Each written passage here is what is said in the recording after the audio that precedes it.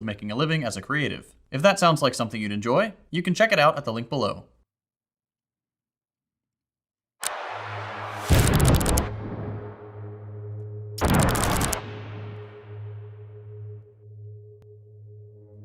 All right, I'm back with the lo-fi setup again. This is one of those topics where I don't want to be a professional presenter. I just want to talk to you as a human being who's been watching the worst images I've seen in my life over the past few months and try to work through some of it. On October 7th, 2023, the Palestinian resistance took the fight to the Israeli occupation and knocked the wind out of them a little bit. For those who somehow aren't aware of the situation in Gaza, the Palestinian people have been subjected... Wait, what happened in Gaza? ...to a brutal and genocidal occupation for 3/4 of a century. It's a long story, and if you'd like to hear more of it, we put out a First Thought analysis episode a while back that covers the history of Israel and the beginning of their ethnic cleansing campaign. We also did a deprogram episode with the wonderful people who run decolonizepalestine.com, and another good resource is Ilan Pape's book, The Ethnic Cleansing of Palestine.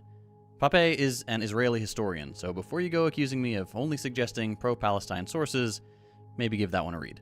You can find all these things linked in the description. For those who can't be bothered, here's a very short summary of what led up to this point. As anti-Semitism flared up in Europe in the midst of the World Wars, we also saw the development of the political Zionist movement, which was basically a push to establish a Jewish ethno-state somewhere in the world. That should have been the first red flag. Ethno-states aren't generally a good thing. You might be surprised to learn that Palestine was not the only option on the list. There were multiple other locations considered, on different continents, and all of those places were already occupied. As the evil of fascism threatened Jewish people in Europe, and to a lesser extent, the rest of the world, political Zionism won a certain amount of perceived legitimacy, especially among the British elite. In 1948, with the violent support of the British military, the State of Israel was founded on stolen Palestinian land. And it's important to note here that stolen land doesn't mean unoccupied space. It's not like the locals were going, "Ooh, you stole my empty patch of dirt." No. The European invaders forcibly seized critical... Do you have an explanation why criticism of Israel is much stronger in the USA than in Europe? Although Europe is generally less hawkish than the USA, still due to the Second War. Is it? I mean, I don't think so. I think like it's relatively the same. There's a shit ton of people criticizing it. But it doesn't really matter at the end of the day. I feel like this is anecdotal.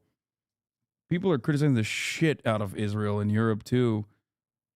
Unless you're talking about Germany, and we don't talk about Germany on this broadcast, okay? I'm done with Germany. Me and Germany, we severed ties, okay? Farmland, port cities, stretches of coastline, places that were occupied and served a vital role in Palestinian life. Of course, all of this was perfectly legal according to very official pieces of paper, so the colonists could wave off the atrocities they committed to claim the land. One of these documents, UN Resolution 181, gave the settlers 55% of the land, which is made even more absurd by the fact that the UN had no legal right to do so and did not consult with the Palestinian people before adopting the resolution. Unsurprisingly, they were pissed, and war broke out. What followed is today known as the Nakba, or catastrophe. Between 1947 and 1949, some 750,000... One last thing about Germany, I have to pay a fine of €300 for making your "we should arm Hamas like the IDF" joke on Twitter. No way. You in Germany tried to do a fucking joke theft and you got fucking fined? That's awesome. That's kind of lame. I'm sorry that happened to you, chatter. That's hilarious, though. That is pretty fucking funny. Oh, Jesus Christ. Yes, I got fucked in the ass. Holy shit.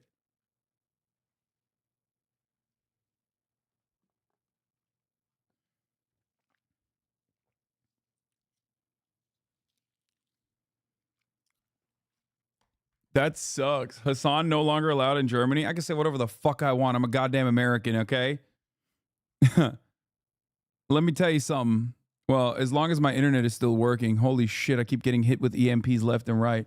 Little baby F's happening. Wheezy F baby.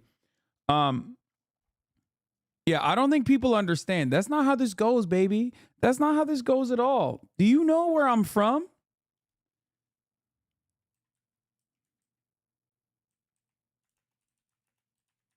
Do you know how things were? Because let me tell you, I'm from the land of the free. I'm from the home of the brave. I'm a goddamn American citizen. You think those fucking krauts who ate lead and sucked shit during World War motherfucking II that now have to say, please, sir, I will jump for you, but with a German accent? You think those goddamn krauts have anything to tell me? You think that I do not have the passport that says I do whatever the fuck I want?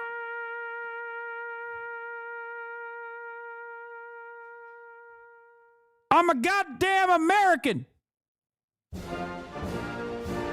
I defend the goddamn world. I fund the military of the entire Western world, soldier. Do you understand what that means? That means I go to any goddamn country and do whatever the fuck I want. I get drunk, I get loud, and I get proud for the United States of America. Think a goddamn German's gonna tell me I can't say whatever the fuck I want?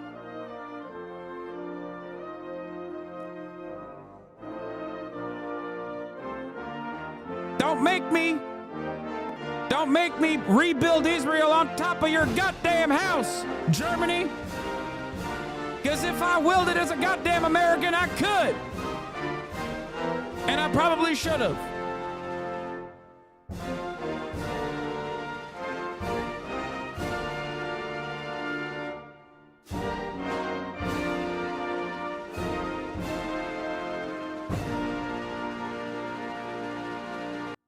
Okay.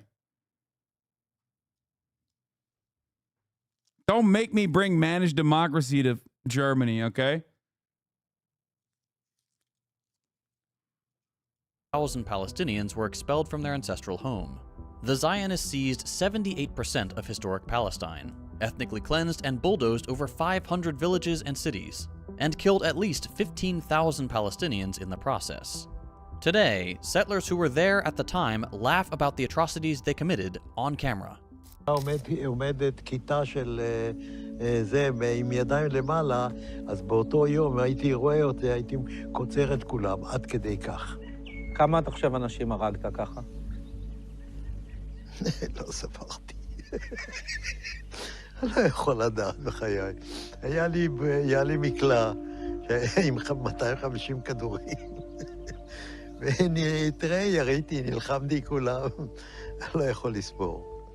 Years from now, students will write papers comparing the Holocaust and the Nakba, and the racial animus that drove both genocides. And a lot of liberals currently both sidesing this genocide will nod very seriously and say, we just didn't know how bad it was. Just like the good Germans did back in the 40s. It was bullshit then, and it's bullshit now. Yep. A lot of people think that the Nakba ended in 1948. It didn't. That was just the first major escalation of a campaign of complete extermination that continues to this day. When you see the Twitter posts saying things like, there was a ceasefire on October 6th, realize that the people saying those things are either ignorant, in which case you can help them by providing resources, or are actively trying to obfuscate the truth. We know Israel has an army of paid posters to disseminate propaganda and shut down criticism online. Since the day the first European colonists set foot in Palestine, there has been a non-stop stream of crimes committed in the name of the political Zionist project. Palestinian homes are regularly and illegally demolished. Palestinians face arbitrary arrests and humiliating checkpoints just getting to school and back. Entire villages are ethnically cleansed specifically for recently migrated European and American Jews to build new settlements on Palestinian land. Again, these settlements are internationally recognized as illegal by international law, and this point is reiterated at every UN summit to no meaningful change. The Gaza Strip, populated by over 2 million people, I don't know what the fuck's going on. There's just like, why is their stream going so weirdly? I don't know. I actually don't know what's happening. My like there was a baby outage though. In an area about the size of Detroit is entirely It's been like this all damn week. No, it hasn't. No, this entire week has not been like this at all. This is the first time I'm experiencing these like outages, these like minor outages, and I have no idea why it's happening. It's very annoying though. cut off from the rest of the world. All entrances in and out of Gaza are controlled by the Israeli military. Imports and exports are heavily restricted, and employment opportunities. Why does it matter where the settlers come from Europe? Does that make them worse than Mizrahi settlers? I don't think so. I think like a lot of Americans try to understand this from the same framework of like white-black dynamics of white supremacy. That's probably what it is. I think that's why they keep talking about like Ashkenazi Jews. But when JT's talking about it, he's basically talking about it from the perspective of history. These are essentially non-existent. Nearly all water resources are undrinkable by design, and civilian infrastructure is regularly targeted by Israeli airstrikes. Permits are routinely denied for the building of homes, civilian infrastructure, roads, sewage systems, and schools. Call it what it is, a concentration camp. If you force a population into an Mizrahis are effectively white in the same way Sicilians are. Be for fucking real? No. They're Arab in the same way that like Arabs are white. If that's what you're talking about, then like Mizrahis are Arab, dog. That's like, it's crazy. An enclosed area.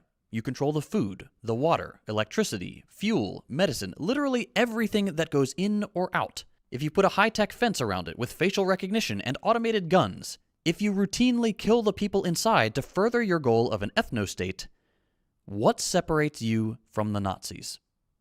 It's hard not to get angry when you're talking about this stuff because it's so incredibly obvious who the bad guys are. And yet Israel dumps massive sums of money into pretending they're the victims. I don't know about you, but I've never seen a victim who can shut off their oppressor's food, water, power, and ability to move freely on a whim.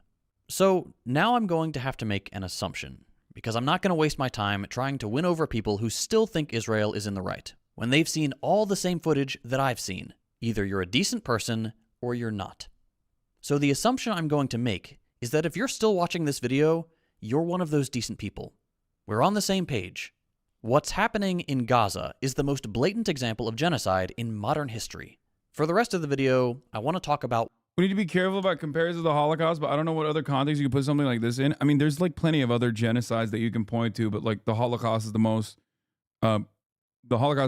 visible one that everyone knows of.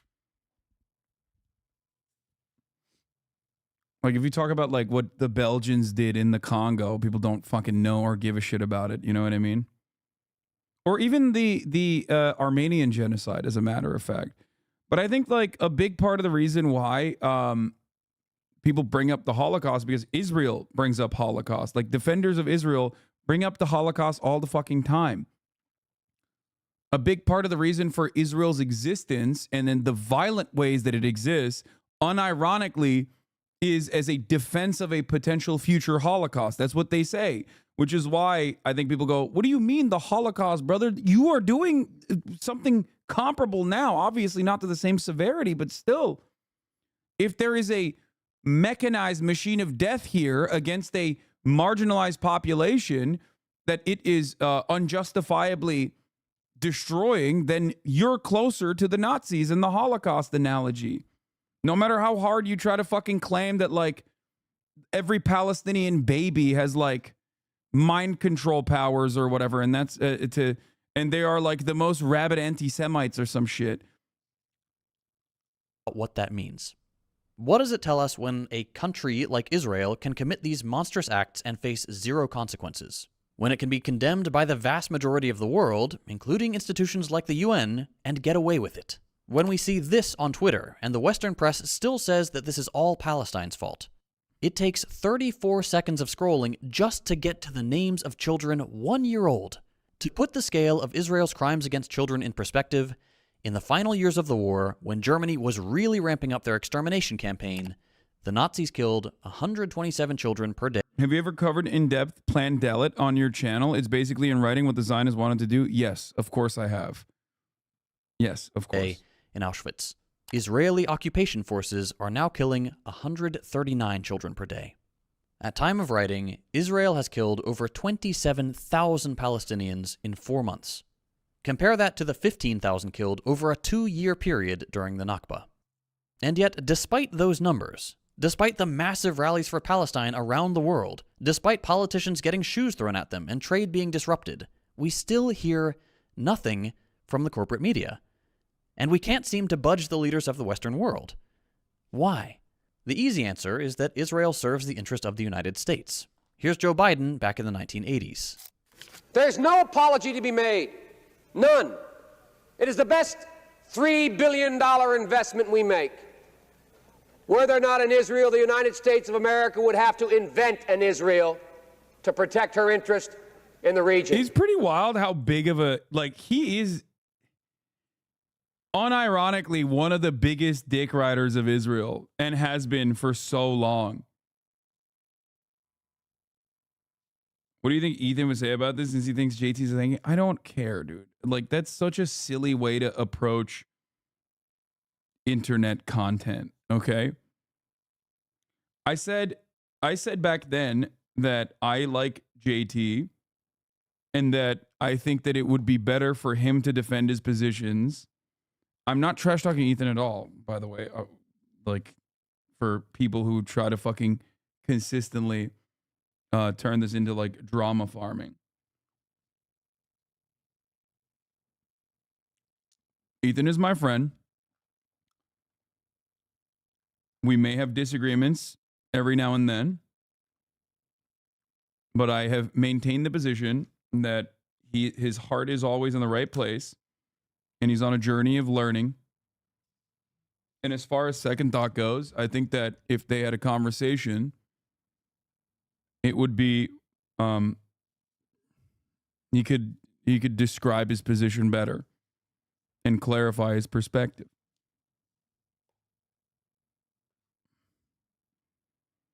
I also do despise this attitude in this community of the long-term community members who just didn't fucking like leftovers, who are so rabid. You guys did absolutely contribute. Just so you know, you did. You did. Y'all are rabid as fuck. You do not know how to behave tactfully. You do not know how to behave strategically.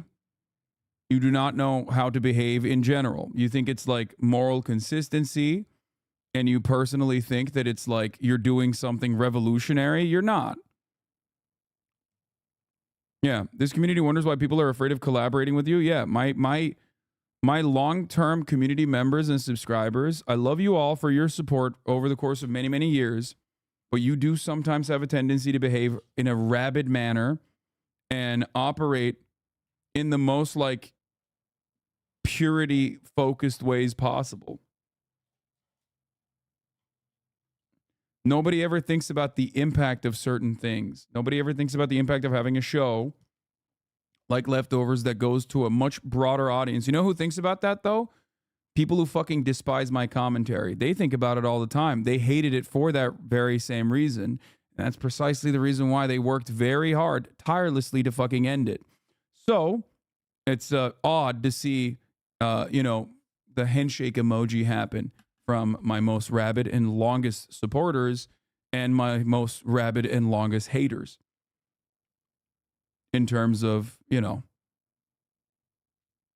taking out another opportunity for a much larger audience to see in a positive way what a broader audience of normies could see leftist commentary and an introduction to leftist commentary.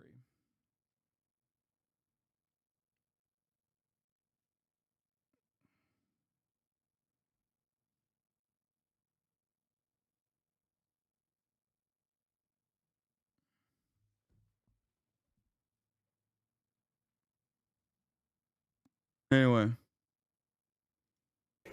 The United States would have to go out and invent an Israel. The U.S. and its vassal states depend on having strategic footholds all over the world. Israel is crucial in that regard, serving as a destabilizing force in the region, a useful intelligence outpost, a hub for Western personnel, and of course, a lucrative trade partner, especially when it comes to weapons of war. But still, when the backlash is this intense, when politicians are being harassed wherever they go, when activists are shutting down weapons plants, blocking ships bound for Israel, when Biden's approval rating is the lowest of any modern president, wouldn't it just be easier to give some concessions? To give Israel a slap on the wrist and make them stop the worst of their atrocities for at least a little while? This is how normal people think. This is not how world leaders, fascists, and oligarchs think. Joe Biden, as mentally unfit as he is for the job, is still the President of the United States. He is the most powerful man in the world. Things like civilian casualties are nothing more than one of many pieces of paper that cross his desk on any given day. People hating him is part of the job. International crises are part of the job.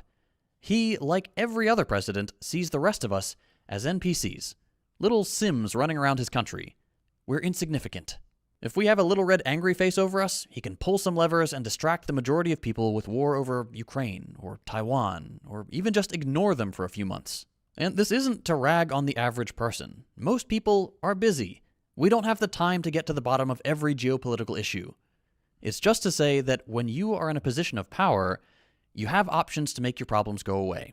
And sometimes you don't even need to do anything at all, and the noisy troublemakers will eventually get bored and move on. What recourse do we have in a situation like that? It's easy to say, oh, we just need to dismantle capitalism and destroy the perverse incentives that enable this genocide. But that's not a realistic solution in the short term. I'm talking specifically about the U.S. here. I think it's still underestimated how severe an impact Henry Kissinger's realpolitik philosophy has run rampant in every single White House since Nixon. It's going to be studied and talked about for centuries from now. I don't think that we operate we don't ever collaborate with foreign adversaries as openly as Henry Kissinger did, though. I think we're way more aggro. You know what I saw this morning when I first woke up?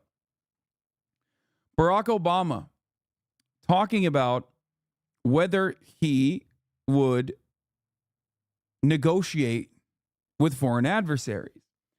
Does anyone have that video? Maybe it showed up on your Twitter feed as well, since our Twitter feeds are mostly aligned for the most part. You might have seen that as well. I forget who posted it.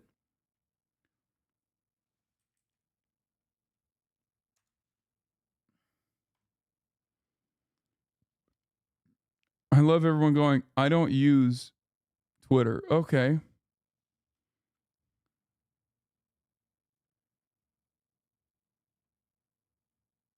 Yeah, that's what a strong nation does. It was during the primaries in 2008. Yep. Barack Obama was asked during the primaries in 2008 and very, very solidly and in a very charismatic way planted his feet 10 toes down and said, of course I would negotiate with our foreign adversaries. That's crazy. And then he did the most charismatic Barack Obama thing you can do, which was to turn around and say that if you like watching the 3-minute ad break at the top of the hour, you can keep it. But if you don't want to watch it, then guess what? You can subscribe for $5 or for free. And pussy too. You can also get gifted a sub. Call that universal healthcare. No, this is not it. Let us never fear to negotiate. Obama quoting Kennedy at Institute of Dedication. That's not the one. Your Obama impersonation is terrible. That's because I'm not racist, dog. That's why. I can't impersonate a black man. That's what it is.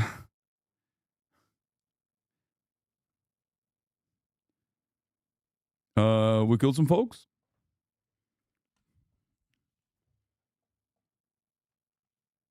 Stop you US wannabe leftism. Yes. My wannabe leftism. My wannabe US leftism.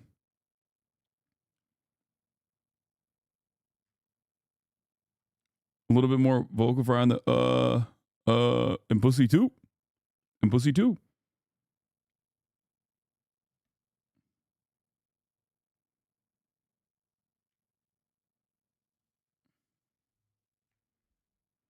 See my fucking name?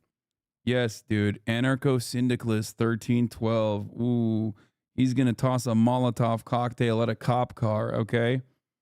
The real left is here, guys. A 14-year-old who still doesn't know how to read. The perfect anarchist.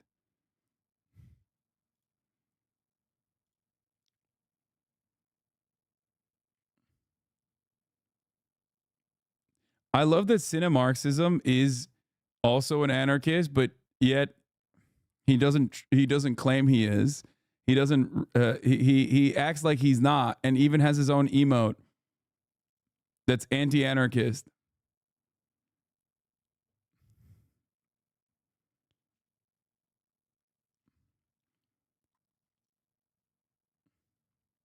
He is right about Nithya, though, to be fair. And the fucking council members that are like pro-Israel, which I hate to admit. Just hate to admit it, but, you know, not wrong. I'm third-gen socialist. You are TYT shit. Inexcusable. Thank you for mentioning that, bro. Yeah, he's fucking hate to admit that, but he's right about that. I miss Marxism and surprisingly it doesn't smell bad. Yeah, of course it doesn't smell bad. What the fuck? If he was that crusty of an anarchist, I would not work with him, okay? If he was that crusty of an anarchist, he wouldn't work, first of all. My man said, I'm third-gen socialist. Like, it's been passed down genetically. Socialism is in his genes, dude. Oh, Jesus. Okay, dude. I'm glad to know that your grandpappy didn't take showers either, okay? He's like, my grandfather never showered. My dad also didn't shower, and I am continuing the tradition of not showering. Hey, Achilles, thank you for the 10 gift subs, allowing 10 people to no longer see the ads at the top of the hour. The unjustifiable hierarchy strikes once again.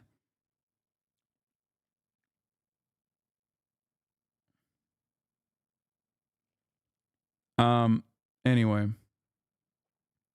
Is this the Obama? Oh my God. This is literally 1p. Chad, this is how we used to see the television. And the reason is this, that the notion that somehow not talking to countries is punishment to them, which has been the guiding diplomatic principle of this administration, is ridiculous. Now, Ronald Reagan and Democratic presidents like JFK constantly spoke to Soviet Union at a time when Ronald Reagan called them an evil empire. And the reason is because they understood that we may not trust them, they may pose an extraordinary danger to this country, but we have the obligation to find areas where we can potentially move forward. Yeah, this was his position. And to a certain degree, he did hit that line.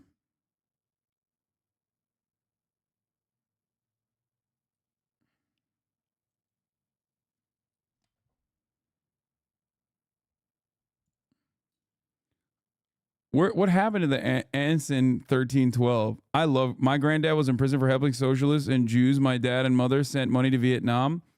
What was your fascist family doing? Killing Kurds? Yeah.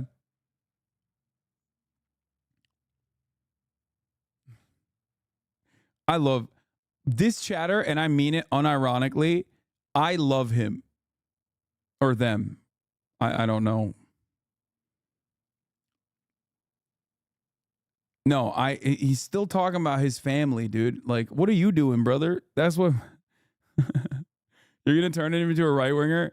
Yeah, he's gonna go from anarcho-syndicalism to Trotskyism to being a Larouchite and inevitably a neocon. Okay, gonna happen.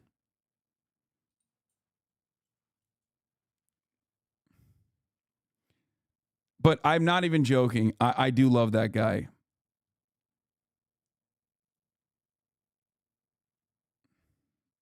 Like it's not even a joke. And I don't think you guys should pile on him. I do love people like this.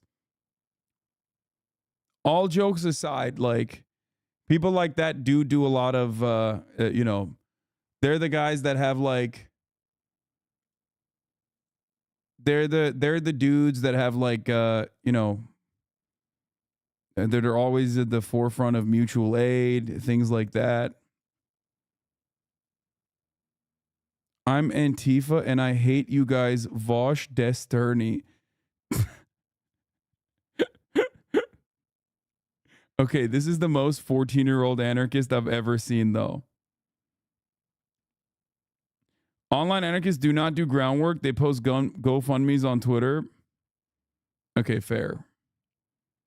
Some of them.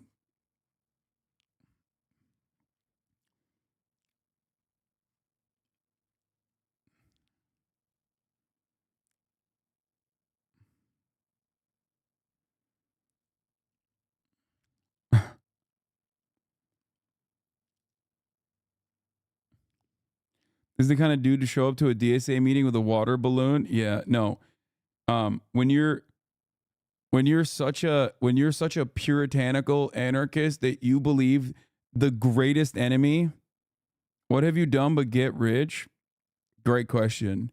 There is a long list of things that I've done, but I think the greatest thing that I've done is fuck your mom, chatter.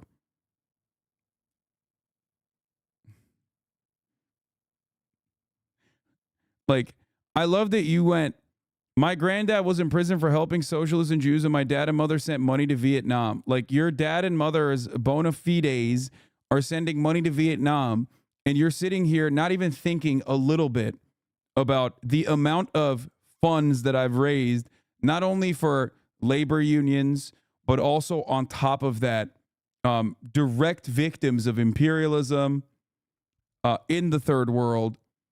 Like, you know, I'm gonna be honest with you. I'm kind of clearing your dad and mom right now pretty hard. If the only thing they got is sending money to Vietnam, okay?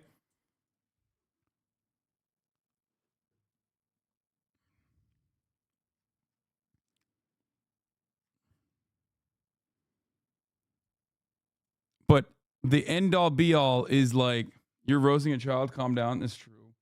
It's true. I shouldn't do that. Also, I don't know what he's done, but then again, it's because they're 14, so they have a long way to go.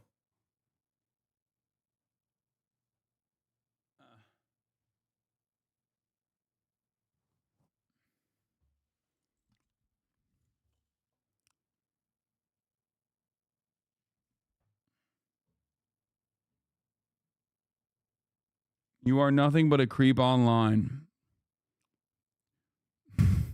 I still love you, chatter. I think you're a little bit misguided.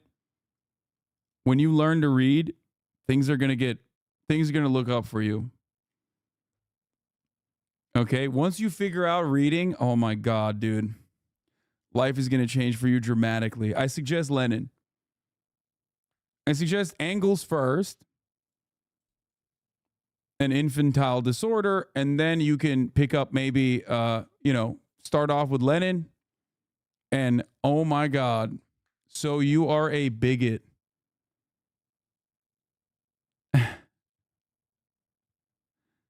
Wait, what?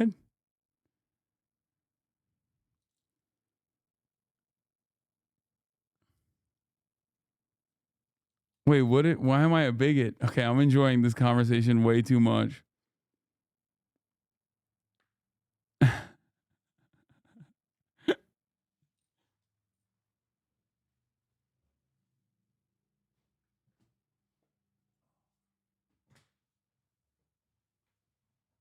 I've read Lenin before you were born. You were not alive when I was born. And that is me being charitable to you because you cannot be this much of a meme this much of like a extremely online wrecker anarchist. Oh God, I really don't want. No, you should not have admitted that. Truly an infantile disorder. At least you stay young. Oh God. Oh no. Oh no, he is crusty as hell. Oh no. There ain't no way big homie is 44 years old. I thought 14.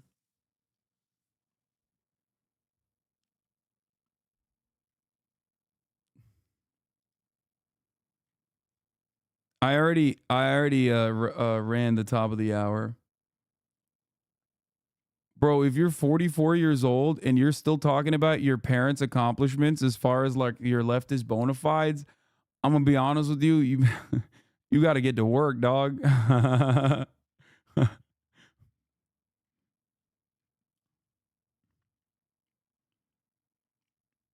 Like you're a 44-year-old anarchist? God damn, dude. Anarchists really don't want to work, huh? They're just fucking allergic.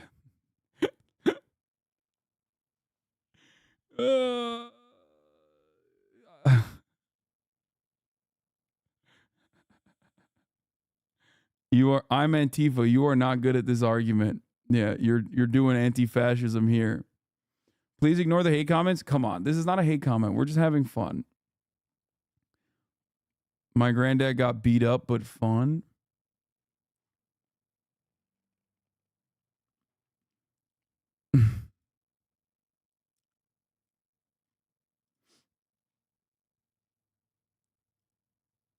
I love this guy. Okay, let's get back to second thought.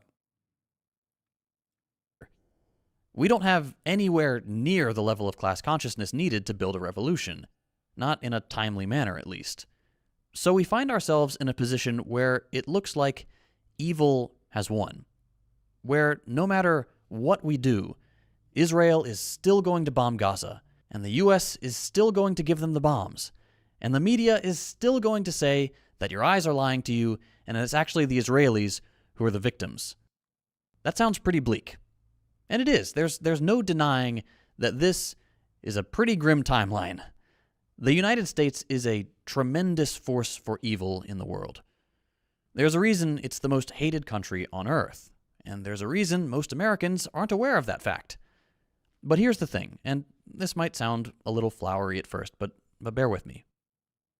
Even though evil may seem like it's won, even though the US and Israel may seem impossible to overcome, there will come a day when historians can look back and soberly assess the crimes of these regimes as past projects. The US empire is on the decline. I made a video about that a little while back. It cannot sustain itself the way it has since the post-war years. The United States as we know it today will fade. It may not disappear completely, but its relevance will wane. Israel will go the way of Rhodesia and apartheid South Africa.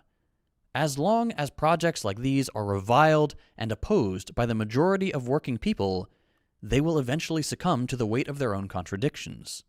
And there's a fine line to walk between this is inevitable and this cannot last forever.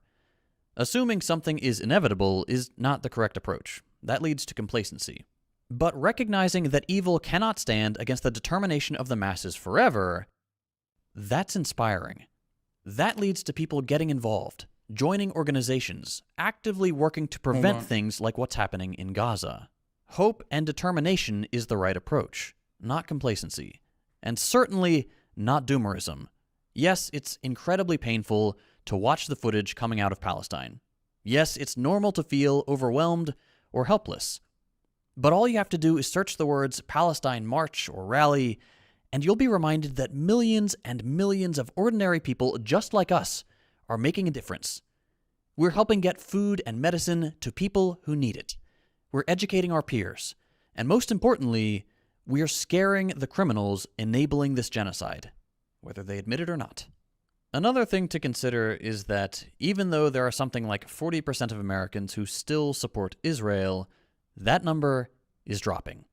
YouGopnik made a fantastic video a few weeks ago about the era of war crime influencers, where he talked about this bizarre need the occupation forces seem to have to broadcast their hideous war crimes to the world. I'm sure you've heard the quote, "Never interrupt your enemy when they're making a mistake." The Israeli apartheid regime is making a mistake by not cracking down on their stormtroopers blasting their war crimes out on TikTok. No one on Earth can watch these freaks cackling about blowing up homes and... Okay. Back to the anarcho-syndicalist chatter. You love Destiny. I saw he was a bigot, which was a wild thing to say. I'm not scared of a U.S. liberal. You support capitalisme and did not pay your worker or spread your wealth. Here we are with your Vosh-like cultist.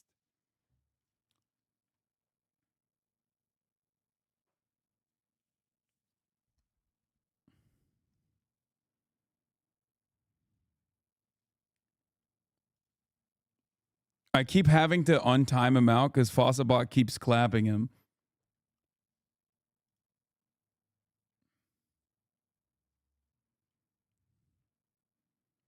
He did. He destroyed me. Am I wrong, little boy? Yes. I don't even understand why this person thinks I like Destiny. That chatter has the most fucked up YouTube algo, I'm calling it.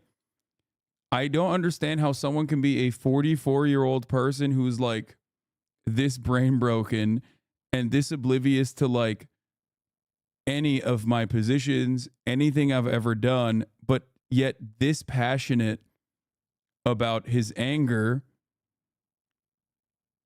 I think pretty much every single thing you've brought up so far, including really funny things like claiming that I like Destiny, who was probably my number one cyber stalker and will most likely be my number one cyber stalker. I don't really know how you can get everything so wrong. Like everything you have thought about me, I'm almost certain is the exact opposite.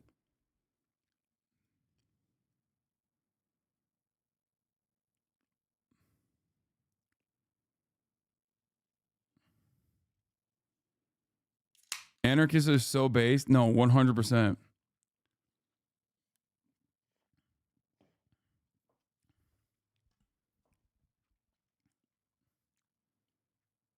As a fan of H-Bomber, etc., I was a fan of H-Bomber, etc., and you online leftists are just here for YouTube money. I think this is your issue, that you mistake people that are doing propaganda for the left as anything but propagandists, and you think they're supposed to be revolutionary figures.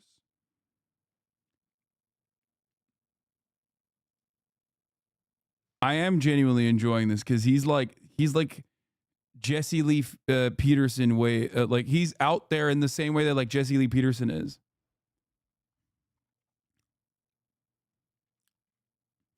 In the past, socialists at least had the decency to start hating anarchists after the revolution. Yes.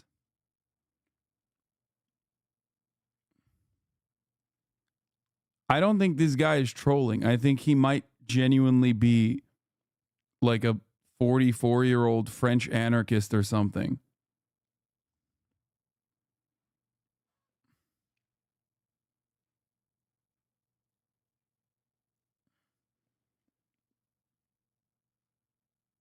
Which is awesome.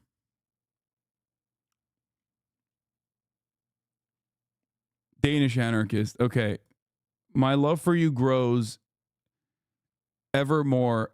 Every single new thing you type in the chat makes me like you even more. And I don't even mean that. Ironically, I'm not saying this sarcastically. I legitimately mean this.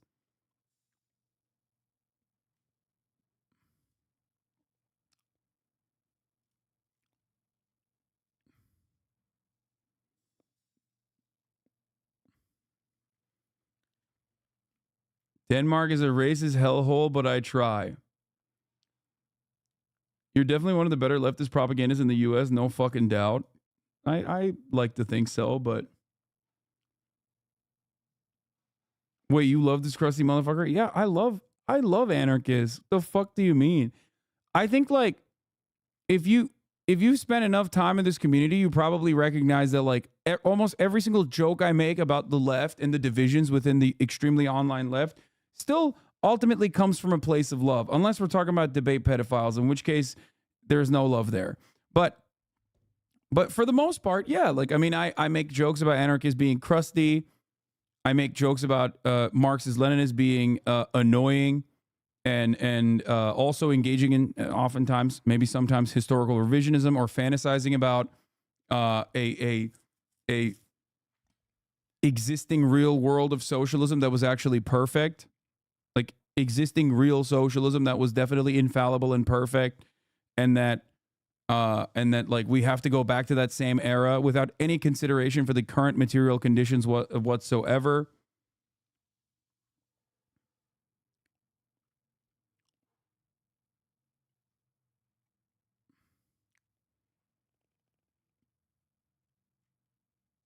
You know what I mean?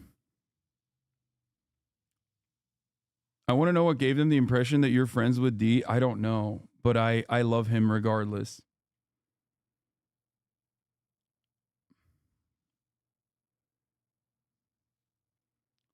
This is a good summary of this debate.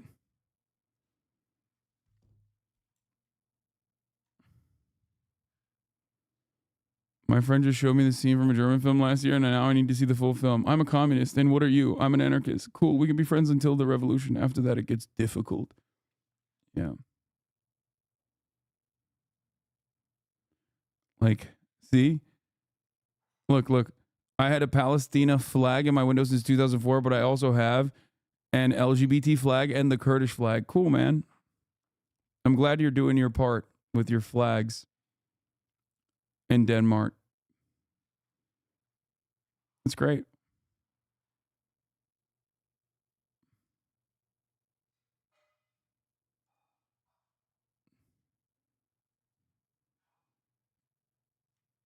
What is this?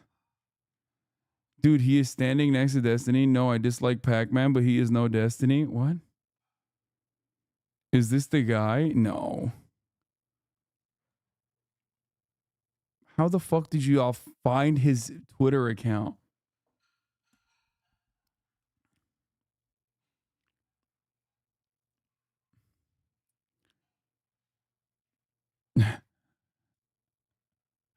Okay, we're done.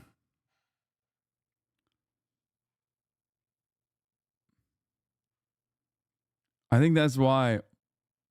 I think that is the reason why he thinks I'm friends with this fucking guy. Can we move on? Colorado is under attack from a Chinese spy balloon. Another Chinese spy balloon. God damn it. Finally, I did it after hours. Hey, Felix Biederman, first discovery. Let's go. Yeah, brother, let me tell you something, okay? That image has led you astray. This is from a very long time ago. I hope you understand. Denland.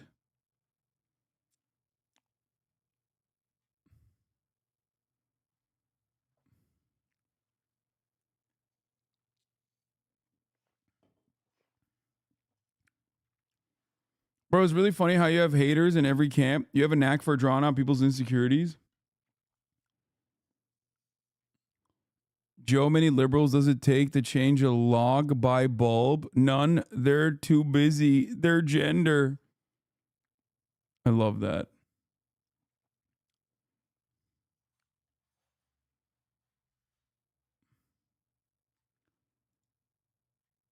Okay, stop posting your fucking additional information.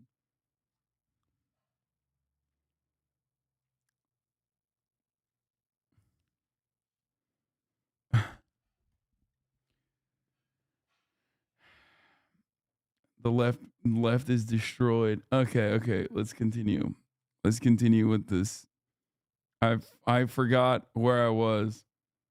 I'm heading out in the Subi with my rifle. Ain't letting no damn liberal Chinese commie balloon in this state. These mountains will stay free. Okay, stop voluntarily giving out your information in front of 20,000 people, anarcho-syndicalist chatter. That's ridiculous. You're being crazy. Murdering children without at least a little bit of cognitive dissonance. Even the staunchest supporters of Israel are squirming just a little bit.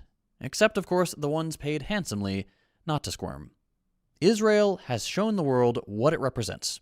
It stands for genocide, apartheid, ethno-nationalism, a fascistic desire to cleanse a land they believe belongs to them, and build pizza places and hotels on the graves of the indigenous population. No matter how hard the colonists try to erase the past by destroying mosques, universities, burial sites, entire villages, they can never convince anyone but themselves that they are indigenous to the land they are so callously destroying. Uprooting trees, salting the earth, poisoning the water. Native populations don't do that to the land they love. So let them show the world who they are and what they stand for. Every video posted to TikTok, every piece of propaganda debunked. It will all go in the history books when inevitably this genocidal regime is relegated to the dustbin of history. The only way to ensure a bright and peaceful future in the region is to reestablish Palestine as it was before the Zionist project. A multicultural, multi-faith community with roots reaching far back into history. A beautiful past that should be celebrated, not bulldozed and turned into a theme park. Not ethnically cleansed and its history rewritten to fit some modern myth. As much as evil will try to win, its own inhumanity will be its destruction.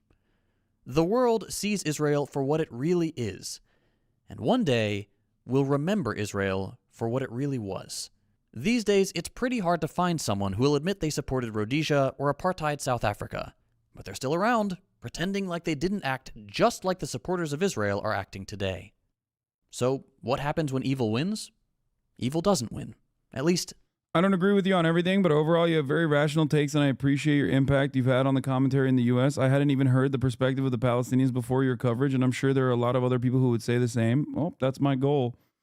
What is this? I'm Antifa and fought Sargon. Come incels. Love TYT, so this is a scheme.